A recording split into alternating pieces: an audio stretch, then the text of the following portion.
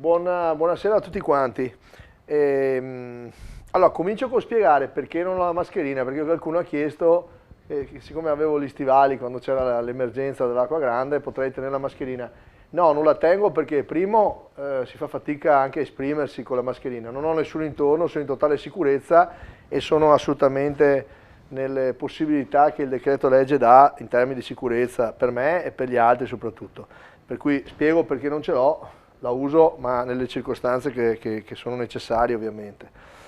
Ecco, comunico intanto una prima cosa operativa, la faccio vedere così da lontano, ma forse c'è la scheda, c'è una scheda nuova che il governo, beh lo facciamo vedere dopo, eccola qua, c'è l'autodichiarazione, quella ultima, ormai penso sia l'ottava, credo, settimo, ottavo tipologia, però insomma comunque c'è, l'abbiamo anche fatta mettere su Dime, sul solito portale nostro del comune, la potete scaricare lì dentro e come sapete 041 041 è sempre il numero delle emergenze nostro del comune dove rispondiamo un po' a tutto e eventualmente vi giriamo poi le informazioni, quelle più specifiche alle società con le nostre partecipate. Questa è l'autodichiarazione, l'ultimo tipo, che è quella che dovete portare con voi nel caso, eccola qua, nel caso in cui dovete muovermi. Le novità sono che devi autodichiarare che non sei in quarantena. Le persone in quarantena, voglio ribadirlo con molta precisione, non devono assolutamente allontanarsi da casa. Parliamo di quarantena fiduciaria, non importa se uno ha la febbre, se è ammalato, se non è malato. Non può muoversi per legge, diventa un reato penale, cioè, ecco, prendetela seriamente questa cosa. Su questo noi abbiamo avuto ieri, confermo, i nominativi, cioè ogni sindaco di ogni comune ha avuto i nominativi dall'ASL, li stiamo appunto adesso passando al vaglio, sappiate che possiamo esercitare controlli di presenza a casa, sarà la nostra cura, ma soprattutto anche prenderemo ulteriori contatti, cioè l'ASL ovviamente continua a tenere tutto il presidio medico sanitario, su questo non c'entriamo niente, proveremo noi a chiamare, adesso dobbiamo trovare i numeri perché abbiamo gli indirizzi ma non abbiamo i numeri, insomma, per sapere se ci sono delle situazioni, già 130 famiglie noi le assistiamo, qui pasti, alcuni appunto sono già quarantenati che in qualche modo aiutiamo perché non possono lasciare, sono persone sole eccetera. E vedremo adesso di costruire un percorso non solo per il Comune di Venezia ma anche per tutta la città metropolitana, ci stiamo studiando proprio. Ecco, a proposito di questo, beh, il modulo lo andate a vedere, insomma si precisa che tutte le persone sono a conoscenza di tutte le limitazioni e quant'altro, comprese quelle ultime stringenti del Presidente della Regione, che voglio sempre fra parentesi ringraziare per il grande impegno, la grande passione che ci sta mettendo, oggettivamente gli va riconosciuto, grazie Luca. E qui si scrive che si è a conoscenza, perché questa è una dichiarazione chiaramente del Veneto, che non si può andare oltre le 200 metri dalla propria residenza per motivi di necessità, per sgranchirsi le gambe se dovesse servire o cose del genere. E ecco, anche qua devono essere precisate quali sono le esigenze, se sono lavorative, ma appunto sapete che il decreto ha chiuso molte fabbriche, eccetera, perché ci sono meno possibilità di movimento. Bisogna tenere duro, adesso il decreto è valido per il 3 di aprile, poi vedremo e aspettiamo di sentire il governo cosa decide di fare. A oggi le limitazioni sono fino al 3 di aprile, 4, e poi le precisazioni le daremo giorno per giorno, insomma. Questa è la dichiarazione, la trovate su Dime, se volete averla aggiornata, e se avete altre domande o specifiche 041 041 oppure sempre in Dime ci mandate una mail. Allora, questa mattina abbiamo fatto, oltre che la solita riunione con i direttori delle partecipate, i direttori della società, i segretari sia del comune che quella che ormai facciamo frequentemente, appunto tutte le mattine alle 8:30, alle 11 abbiamo avuto anche un collegamento, abbiamo iniziato per la verità un collegamento con una chat con i 44 sindaci della città metropolitana. Devo dire che c'è ancora da migliorare, le reti credo siano molto intasate evidentemente, abbiamo fatto però questa prima prova, abbiamo fatto questa prima riunione appunto virtuale, abbiamo anche un piccolo filmato per farvi vedere insomma che stiamo lavorando, ecco, perché se la regia vuol mandarlo, ecco qui sono cioè abbiamo i sindaci in collegamento e ci hanno un po' raccontato, abbiamo un po' fatto di aggiornamenti su quello che stava succedendo, abbiamo ascoltato, ci siamo appuntati per creare quelle necessarie sintonie e collaborazioni reciproche. Allora un ragionamento è sulle ricadute, diciamo, della gestione poi delle persone, anche appunto legate proprio all'emergenza specificatamente, e poi c'è tutto un tema invece che riguarda il rilancio economico, insomma, della città. È chiaro che noi pensiamo che sia necessario immaginare da subito un piano operativo, e più tardi darò la parola all'assessore al bilancio nostro del Comune di Venezia, di Michele Zuin, che racconta quali sono le linee di massima di una delibera che abbiamo deciso di fare e che evidentemente porteremo già da domani, ma la anticipiamo stasera adesso con voi, la raccontiamo. Spieghiamo sia la parte legata al Comune sia anche quella di provvedimenti che invece deve fare il governo, però insomma le due cose comunque è già la nostra. Noi decidiamo già di viaggiare con qualche autonomia per mettere prima di tutto in sicurezza i conti chiaramente del Comune e delle partecipate, ma con l'obiettivo di dare una mano alle persone in difficoltà. Adesso daremo la parola a lui per ascoltarlo. Ecco, qui penso che il servizio sia finito. E ecco, passo, allora faccio una cosa il più veloce possibile oggi, cerco di non tediarvi troppo, anche se mi sembra comunque corretto dare le informazioni, insomma. Ecco, voglio pubblicamente ringraziare il Presidente della Corte d'Appello, la dottoressa Ines Marini. Voglio ringraziare lei, tutti i suoi magistrati, tutti i collaboratori amministrativi, ci aggiungo io, tutti i magistrati della Procura della Repubblica e tutti i vari magistrati che a vario titolo comunque continuano con grande difficoltà, tra l'altro, assieme al loro personale amministrativo, a tentare di dare risposte che in certi casi sono veramente urgenti e impellenti per non bloccare completamente lo Stato. Grazie del vostro lavoro, grazie di cuore, ve lo rivolgiamo a nome di tutti, perché sono quei lavori silenziosi cui uno in questo momento magari non pensa e invece noi sappiamo quanto sia importante. Lo stesso anche, visto che siamo nel settore carcerario, comunque nel settore della giustizia, vogliamo ricordare le persone che sono in carcere. Vogliamo ricordare che la situazione carceraria, in carcere non ci sono solo i carcerati, ma ci sono anche il personale di sorveglianza. Anche a loro va il nostro più grande ringraziamento e come posso dire, e la sottolineatura dell'importanza del loro ruolo. Noi crediamo che un piano, adesso ne parleremo nei prossimi giorni, e magari se anche a voi vengono idee scrivetecele, perché cerchiamo di costruire dal basso una piattaforma. Tutti adesso stanno dicendo che l'Europa, e io sono d'accordissimo, l'Europa crolla se non ci aiuta e non ci può aiutare con delle condizioni capestro come la Grecia, non accetteremo mai. E per cui immagino che rapidamente, si fa per dire, maggioranza e opposizione a livello nazionale riusciranno a trovare finalmente un accordo per in qualche modo proporre una linea guida forte per andare in Europa compatti e pretendere delle cose che dovrebbero essere quasi evidenti, cioè quello di aiutare dei paesi che sono sotto una tale gravità di situazione sanitaria. Ma detto questo, io dico, nel frattempo che si farà questo a livello nazionale, credo che sarebbe opportuno che si cominciasse a scrivere il provvedimento.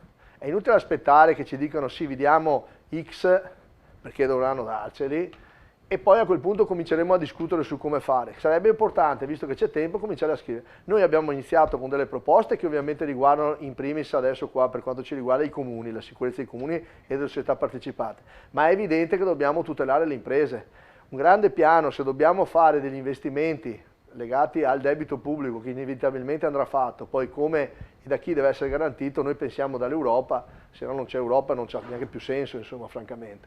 Ma detto questo, come vengono dati, come verranno dati? Ecco, noi pensiamo che vada messo in sicurezza il lavoro, e per il lavoro si intende i lavoratori, ma non tanto immaginare una logica di, come posso dire, di pietismo, dove dobbiamo andare a assistere delle persone che diventeranno disoccupati. Noi dobbiamo di base far sì che quelle persone non restino disoccupate, per cui bisogna finanziare fortemente quelle imprese, dando loro liquidità, rinviando tutte le scadenze che devono pagare con tutta una serie chiaramente di giustificazioni e di bilanciamenti che vanno trovati, questo è chiaro, però penso che sia il momento del decidere di fare. Ancora una volta insisto, dobbiamo fare, dobbiamo continuare ad agire, dobbiamo continuare a fare, chi si ferma è veramente perduto, perché dopo questo periodo di quarantena dell'Italia, mai vista una roba del genere, i bambini sono sempre più nervosi, sono sempre più irrequieti, insomma, però grazie alle mamme e ai genitori che riescono a tenerli a casa il più possibile, perché questo è fondamentale per dare un senso a tutto quello che abbiamo fatto fino adesso, perché sennò l'epidemia ovviamente non la sconfiggiamo più. Però è chiaro che nel frattempo dobbiamo lavorare per questo. Per cui grazie a queste istituzioni, grazie per il lavoro che fate, e quando sarà il momento di quel piano ricordiamoci che ci sono le carceri. Ci sono da sistemare in maniera seria, fare anche nuove strutture molto più umane, molto più rispondenti a un livello di civiltà giuridica. Non credo che la soluzione siano i condoni, penso che la soluzione sia dare risposte specifiche alle richieste che i carcerati e il personale di polizia carceraria dice da tanto tempo. Più personale e più strutture efficienti e umane, cioè legate anche a un diritto dell'orgoglio, dell'onore, della dignità delle persone che sono in carcere, che devono scontare la loro pena, ma devono farlo non in queste condizioni di sovraffollamento, anche di pericolo, eccetera. Per cui credo che nel piano di rilancio dell'Italia non va pensate soltanto a autostrade e strade, ma vadano pensate gli ospedali, le carceri, vadano rifunzionalizzata l'Italia. Bollettino della polizia locale nostra di ieri, così aggiorniamo. Ieri sono state controllate, sempre legate ai movimenti delle persone, 48 persone e ne abbiamo denunciata una persona non aveva assolutamente nessun requisito per muoversi, siamo arrivati in totale, con quella di ieri, a 60 persone denunciate. E per quanto riguarda le persone controllate, la nostra polizia locale ha controllato da quando abbiamo iniziato questa emergenza 1048 persone. Poi abbiamo anche ieri controllato, quando facciamo i controlli noi lo facciamo mirati su nostre idee di valutazioni non positive sulla gestione, invece era tutto ok, abbiamo controllato un negozio, un'attività commerciale, e siamo arrivati a controllarne in totale 353. Restano sempre 5, perché ieri non è successo niente, 5 i titolari di esercizi commerciali che abbiamo denunciato. Poi abbiamo anche il dato, me lo sono fatto dare, delle persone controllate dalla polizia provinciale. Dal 20 al 25 di marzo abbiamo controllato 195 persone, ne abbiamo denunciate 4. Nessuna denuncia per gli edifici, per gli esercizi commerciali. E poi insomma anche ieri si è trovato un uomo, abbiamo fermato una persona ieri pomeriggio e l'abbiamo trovato coi cani, aveva dosi di cocaina, girava per spacciare. Dopo la perquisizione domiciliare, assieme al cane Coco, in questo caso è Coco, che abbiamo trovato 25 dosi, un sasso di cocaina, totale di 30 grammi, e chiaramente il 49enne adesso è ai domiciliari in attesa del processo per direttissima. Lo dico soltanto perché continuiamo a fare un lavoro anche di verifica. Ovviamente questi sono i dati della nostra polizia locale, poi ci sono i carabinieri, la polizia, la Guardia di Finanza che continuano evidentemente. Ecco, vorrei ricordare questa cosa. Allora, mi spiego, io faccio questa trasmissione per aggiornarvi e anche per tentare, se posso, di distrarvi un pochettino insomma, dalla situazione, per cui sappiate che sì, lo faccio anche per questo motivo. Penso che l'idea di restare agganciati con la vita esterna, riuscire a darvi un segnale che intanto che siete a casa il mondo sta andando avanti, stiamo cercando di difendere al massimo tutte le istituzioni, tutta la gestione eccetera, credo che possa essere bello riuscire a comunicare con le persone che sono a casa. Ecco, allora ci sono due questioni. Uno, anticipo che stiamo facendo un accordo con la Croce Rossa per dare un supporto psicologico alle persone che in qualche modo possono sentirsi in momenti di up-down, cioè in momenti di abbassamento di morale, eccetera, oppure in momenti di stress o di nervosismo particolare. Star chiusi in casa deve essere molto difficile, lo dico anche ai bambini. Non possiamo farlo in maniera, se vuoi, episodica o in maniera così casuale, dobbiamo affidarci a un gruppo di lavoro che è già collaudato, per cui insomma nei prossimi giorni vi daremo le coordinate, vi metteremo in contatto direttamente, su Dime metteremo direttamente i numeri della Croce Rossa, un servizio speciale per dare sostegno e contributo alle persone che in questo momento magari possono avere dei segnali di di debolezza. Ma la cosa più bella, lo dico a tutti per dare un consiglio, dopo sono consigli che valgono, giusto, ognuno si ha, però siamo qua, cerchiamo di dare un contributo.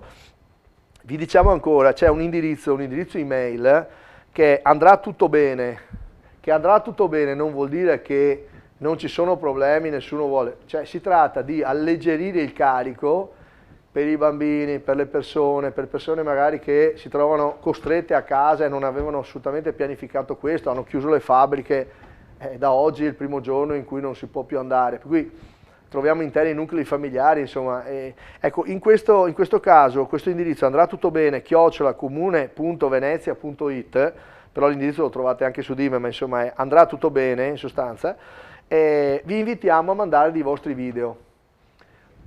I video che volete voi, video anche simpatici, video di saluto alla città, video che possono anche incoraggiarvi, non so, un canto, un coro, una canzone, una barzelletta, una cosa che sia per tutti. Noi cerchiamo, cioè faremo, le condividiamo in questo programma, in questo spazio del sindaco, poi le lasciamo chiaramente, voi sapete che siamo in diretta su Televenezia e in diretta a Facebook.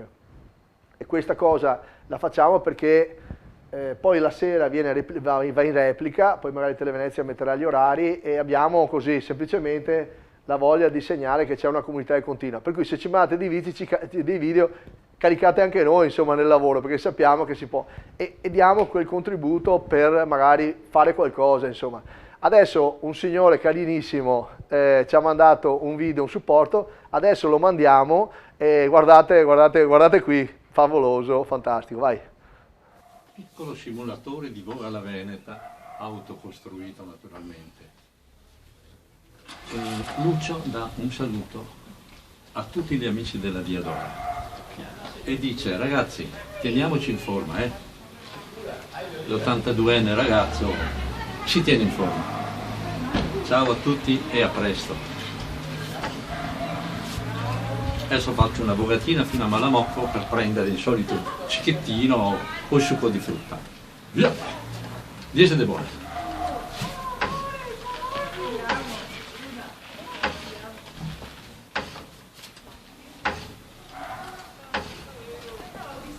Ciao.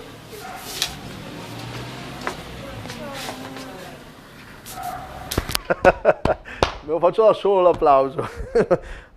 Beh, insomma, mandateci video così, questo penso che andrà nei Guinness, ma credo che si possa provarci, insomma. Mandateci video, fotografie, insomma, della vostra famiglia, di quello che fate e poi avremo tempo, io penso, di costruire un diario di tutto quello che abbiamo combinato in questi giorni, perché poi tante cose si possono vedere, si dicono, poi ci saranno i racconti delle persone che sono i più belli. Prendiamola un po' così, ecco, quello che cerchiamo di dire è vediamo, e così noi poi li facciamo vedere ad altri, ci mettiamo un po' in competizione, ci facciamo qualche risata, insomma.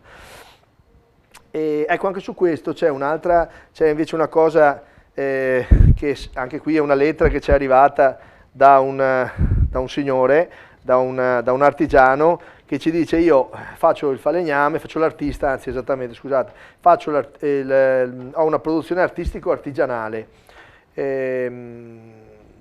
vado da casa mia alla mia bottega senza incontrare nessuno, perché faccio una strada, anche un pezzo di strada molto corta, e lavoro da solo.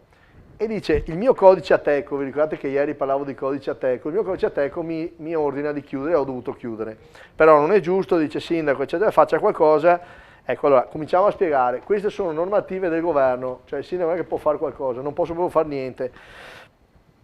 Posso dire che la capisco, perché le hanno azzerato il reddito, e per cui ecco perché insisto sulla manovra. Non è questione che il sindaco possa fare qualcosa, può capire lei che per decreto l'hanno messa a casa.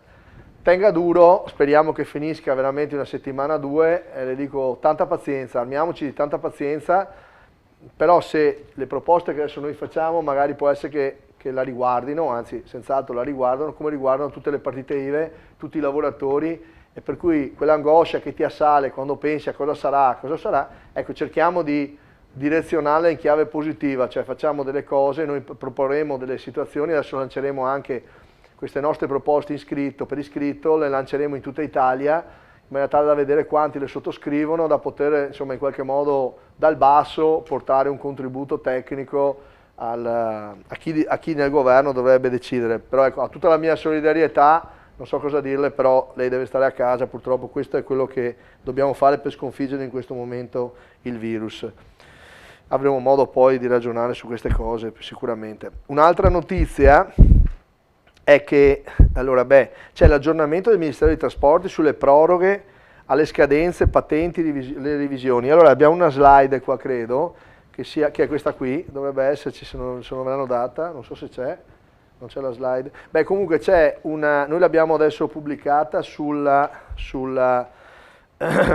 Dime, è un avviso all'utenza che ha fatto il Ministero delle Infrastrutture.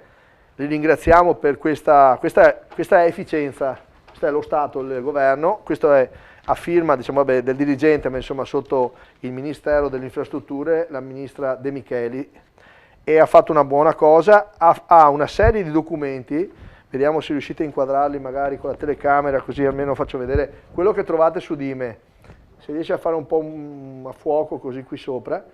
Qui abbiamo l'elenco dei documenti, adesso vi ne leggo qualcuno a caso, e qua la scadenza che sarebbe stata e la nuova scadenza in rosa. Qui. Questo documento lo trovate comunque, detto che è anche nel Ministero delle Infrastrutture, però per capirci, importante per tutti, tutte le scadenze delle patenti di guida, la patente di guida che scade entro il 30 di aprile, scusate, tutte le patenti che scadono questi giorni entro il 30 di aprile vengono automaticamente, non serve a fare niente, vengono allungate di 2 mesi. Questa cosa qua è una cosa molto importante, così le persone stanno tranquille, non state a fare niente, i vostri documenti sono validi. Lo stesso vale l'autorizzazione del foglio rosa, quelle che scadevano dal 1 di febbraio al 30 di aprile, nessun problema, è ancora valida fino al 30 di giugno. Allora, dicevo prima, la richiesta di patente di guida per esame è stata rinviata al 30 del 6, mentre la patente di guida vera e propria, chi ha la patente di guida, io per esempio ho la patente, mi scadeva, fatalità, sono proprio dentro questa roba qua, per cui sono anche contento, la patente di guida che scade dal 31 di gennaio 2020 fino al 30 di agosto del 2020, tutte queste scadenze vanno al 31 di agosto, quindi voi fino al 31 agosto non avete problemi. Per cui usciremo dalla crisi, andrete all'agenzia per le patenti, insomma, e vi fate tutto quello che serve fare, senza problemi. La stessa cosa vale per una serie di altri certificati, carta di qualificazione del conducente, certificazione di formazione professionale per il trasporto di merci pericolose, certificato di abilitazione professionale, permesso provvisorio di guida, attestato guida per autotreni, patenti CE al compimento del 65esimo anno, attestato ex eccetera, guida autobus e autosnodati, patenti di 1E, di DE al compimento di 60 anni, è tutto slittato al 15 di giugno. E adesso non vado avanti a leggermene tante, comunque avete certificati, attestati, permessi, concessioni, autorizzazioni, atti abilitativi, parliamo in questo caso di conducenti di autovetture, tutto traslato al 15 di giugno, perché avete tempo di andare in agenzia con tutta la calma, anche perché adesso sono anche chiuse. Sulla nautica, la patente nautica, altra cosa importante, tutte quelle che scadono in questo periodo, nessun problema, si rinnova la scadenza al 31 di agosto 2020. Ecco qua, cioè adesso si vede, ecco quello là, 31-20. Lo stesso vale per i certificati, attestati, permessi, concessioni della barca, anche là va il 15 di giugno. I veicoli lo stesso, le revisioni, abbiamo diverse cose interessanti che possono essere utili, i fogli di via, le carte di circolazione e targhe, l'autorizzazione di circolazione, insomma vedete qui la data di scadenza, scadenza corrente e nuova scadenza. Questo ci sembrava utile, lo trovate su Dime, e per cui insomma questo dà tranquillità, questo è il modo giusto di governare. Ecco, poi avremo, un'altra informazione, centro violenza comunico che è aperto, per cui sappiate che anche per tutte le donne, le situazioni ovviamente che nessuno si augura, ma dovessero esserci, ci sono il centro di violenza è aperto, lo comunico e eventualmente 041 per urgenze, per situazioni particolari, eccetera, ma su Dime ci sono tutti quanti gli indirizzi, tutto quello che vi serve per sappiate che il servizio è aperto, è operante, per cui insomma speriamo non ci sia ovviamente bisogno, ma lo dico perché insomma è importante seguire sempre la gestione, le donne non devono essere mai sfiorate neanche col pensiero. Ecco, qui poi io farei partire un video e dopo il video forse possiamo dare la parola all'assessore direttamente. Il video dei controlli di polizia a Marghera abbiamo girato questa mattina, per cui insomma in qualche modo così vedete un po' l'attività di queste persone, questi ragazzi, li ringraziamo ancora di cuore di essere sempre presenti in città per tutte le evenienze.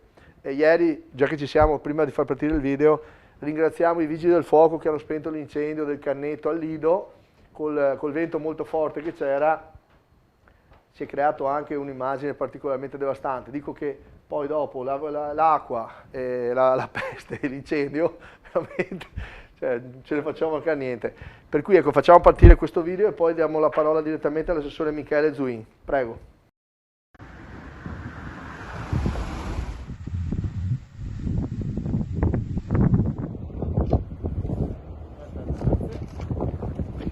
I colleghi in questo momento hanno fermato una macchina per i dovuti controlli riguardo all'emergenza contagio Covid-19. In questo momento gli hanno chiesto naturalmente i documenti di circolazione, li stanno controllando e soprattutto gli hanno chiesto la motivazione dello spostamento come previsto dal decreto del Presidente del Consiglio dei Ministri. Loro hanno dimostrato dai controlli effettuati una notevole collaborazione e disponibilità. Tuttavia ci sono stati alcuni casi, fortunatamente in minor numero naturalmente, in cui si è dovuto procedere con la sanzione penale prevista dal decreto. In questo momento bisogna assolutamente stare a casa e uscire solo per necessità. E in questo caso io sono uscito per dei medicinali da prendere e adesso sto rientrando a casa. L'emergenza sarà lunga, però è giusto che sia così, che sia una procedura molto controllata.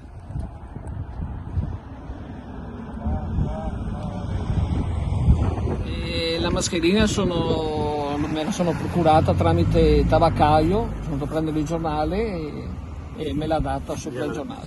In che zona il tabaccaio così? In via Beccaria. Quindi le ha trovate, ce n'erano in giro?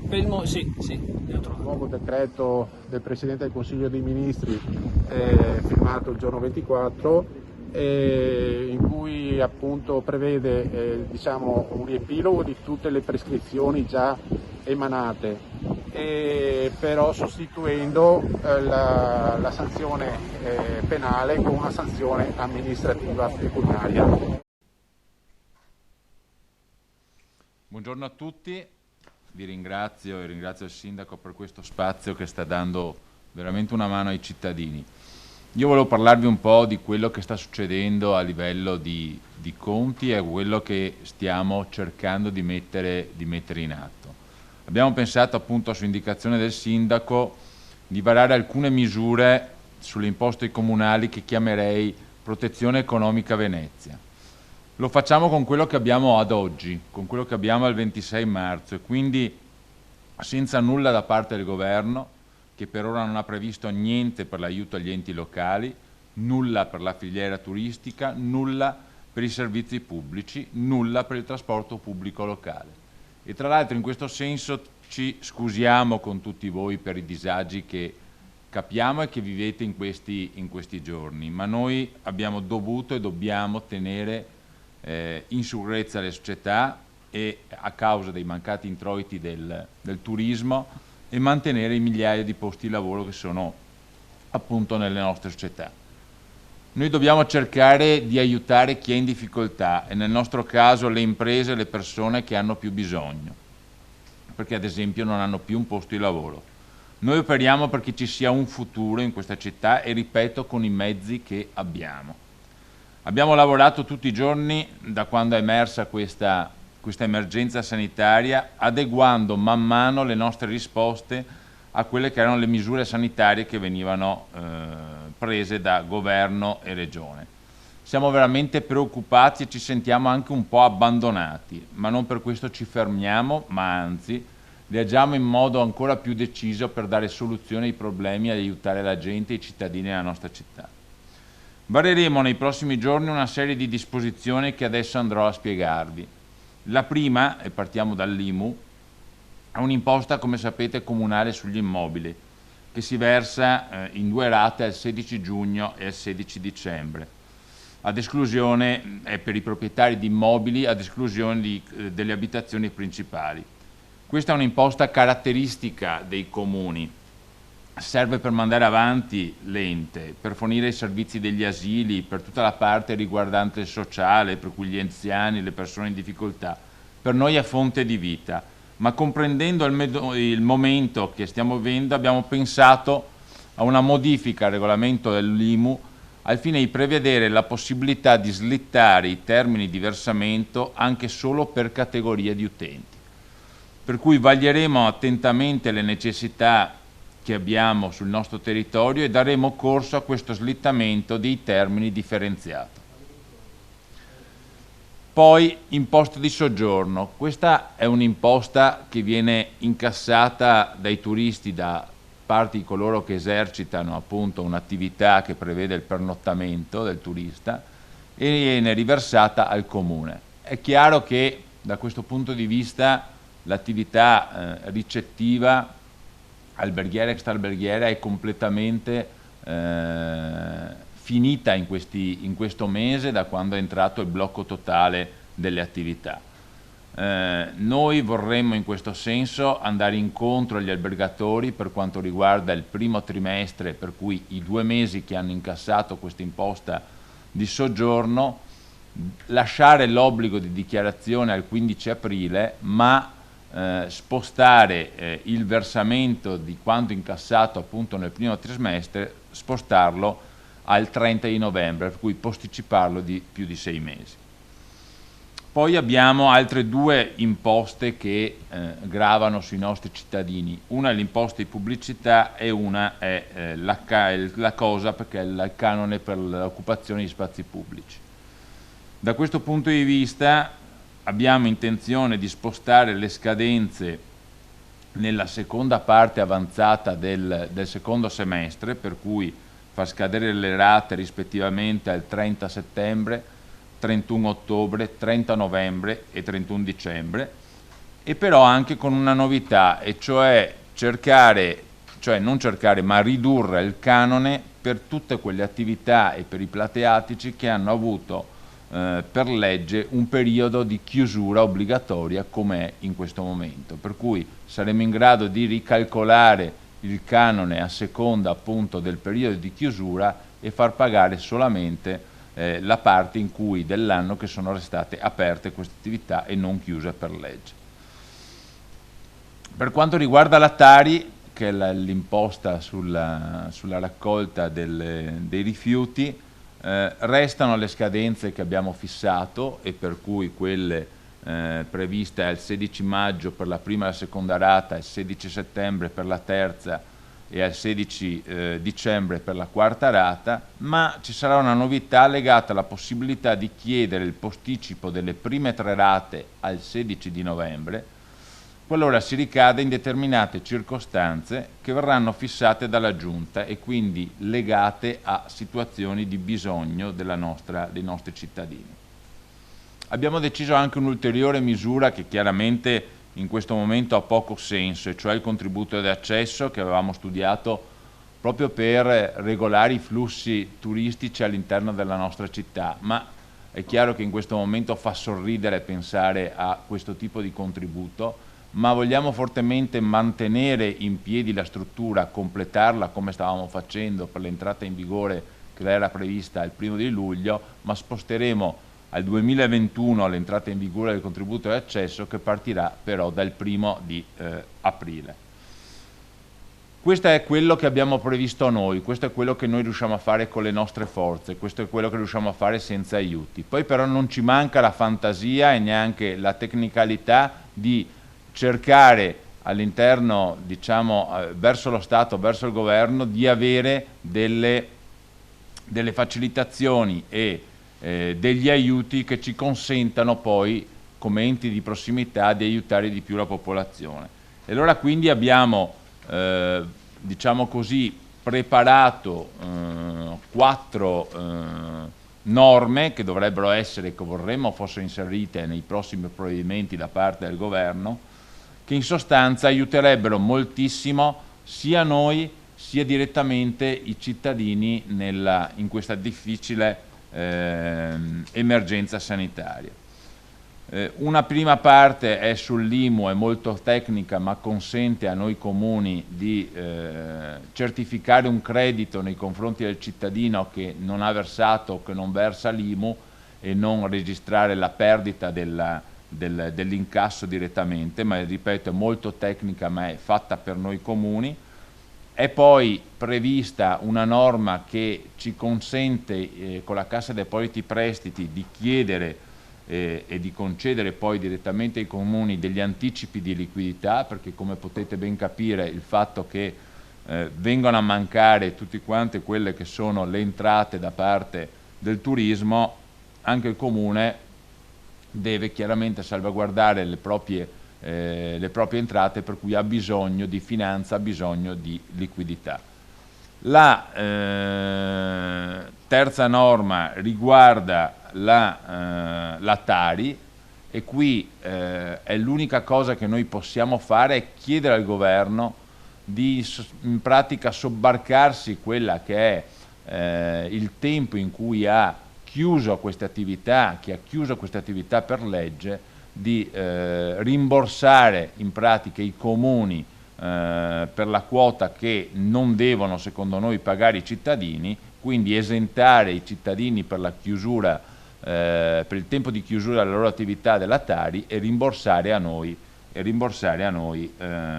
l'indennità in modo tale di non avere perdite a bilancio. L'ultima norma molto importante e soprattutto per la nostra città dove l'attività della navigazione del trasporto pubblico locale è fondamentale ed è stata sempre sorretta molto da quella che sono gli introiti da parte dei turisti, è quella da parte dello Stato di finanziare i contratti di servizio per mantenerli in equilibrio. A noi sono mancate totalmente le entrate da parte appunto del turismo in termini di bigliettazione, per cui per mantenere i servizi abbiamo bisogno di avere finanza nuova e finanza che venga data dallo Stato con i contributi che di solito versa attraverso la Regione, poi agli enti locali e noi alla società di servizio. Io vi ringrazio e spero che anche queste cose che abbiamo proposto siano d'aiuto e che possano effettivamente portare un beneficio e farci vedere il futuro magari in modo migliore e più sereno. Grazie. Grazie all'assessore che appena si allontana mi dà la possibilità di togliere la mascherina. Grazie Michele. Grazie Michele. Ritorneremo su questi punti. Pensiamo sia determinante questa impostazione duplice, cioè una è quella di fare delle norme che possiamo in qualche modo applicare noi in comune per tutti i cittadini rispetto a quello che ci è stato dato fino ad oggi. Ho detto nulla, poi stiamo utilizzando un po' di fantasia, un po' di liquidità, qualcosa che abbiamo messo da parte perché i servizi vadano avanti. Dovremo tornare domani, parleremo specificatamente di servizi sociali, daremo una serie di aggiornamenti sulle case di riposo, dico non c'è nessun peggioramento, per fortuna tutto bene. Un salutone ai nostri nonni che sono a casa che guardano, domani saluteremo una serie di associazioni, ho un elenco ma non volevo, insomma, perché poi si rischia sempre di non fare con qualcuno, ma insomma vi diamo un grosso abbraccio, tanto si entra in campo stesso.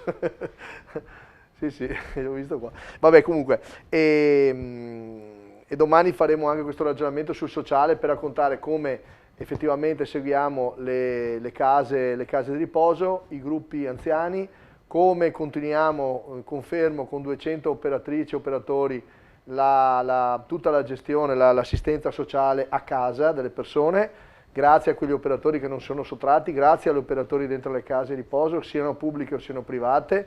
Domani magari con l'assessore Venturini cercheremo di fare anche una panoramica migliore.